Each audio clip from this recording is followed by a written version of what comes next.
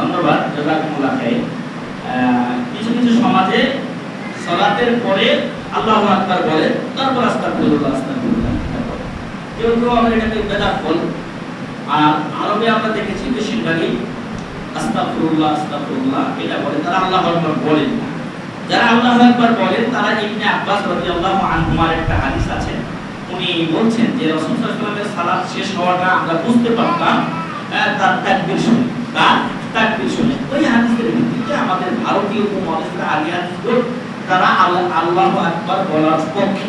তো নিদর্শন এটা ছিল, পরবর্তীতে আস্তে আস্তে সৌদির সাথে বসা মাথা করতে করতে এখন তারা আস্তাগফিরুল্লাহ কায়েল হয়ে গেছে, মানে ওই বক্তা হয়ে গেছে তারা।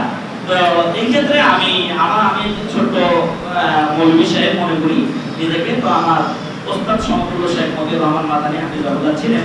তো ওনার এটা হলো মধ্যম পন্থা, যে যেহেতু ওটারও একটা দলিল আছে, একদম যে নাই তা না, ওই তাকবীর শুনে রাসূলের সালাত শেষ হওয়াটা বুঝতে পারতেন। ফলে আল্লাহু আকবার কেউ যদি বলে দেয় তাকে যে বেদাতি বলবো এটা বলার সুযোগ নেই। এগুলো তার ভাষ্য, আমি সেটাই মনে করি। আমি যে কেউ যদি আল্লাহু আকবার উপরে আমল করে, কোনো সময় বা মাঝে মাঝে করে মাঝে মাঝে ছাড়ি, আস্তাগফিরুল্লাহ বলে অন্য সময়, তাহলে এটা বেদাত নিয়ে বলা বা এটা নিয়ে মারামারি করা আসলে আমাদের ঠিক হবে না। যেমনটি এই যে ইয়ার পরে দোয়া কুনুতের পরে মুখে যে হাত মাসা করাটা, এটা কিন্তু এটা হাদিসটা সম্ভবত যাই। তো এই কারণে একদল কি করছে যে মাসা যদি করে তবে বেদাত করে ফেলবে, এমনটি বলছে ইবনে উসাইমিন রাহিমাহুল্লাহ। এই মাসআলাটা ঠিক ওইখানে আমি এরকমই করলাম যে এতটা বলা ঠিক না, যে একদম বেদাত বলে দিবে এটা ঠিক না। তবে যেহেতু হাদিসে নাই সেহেতু করা ঠিক নয়। আর আল্লাহু আকবার এটা হলো আম হাদিস, আল্লাহু আকবার বলার হাদিসটা এটা হলো আম হাদিস, মানে ওনার তাকবীর শুনে আমরা সালাত শেষ হওয়া বুঝতাম, এটা আম হাদিস।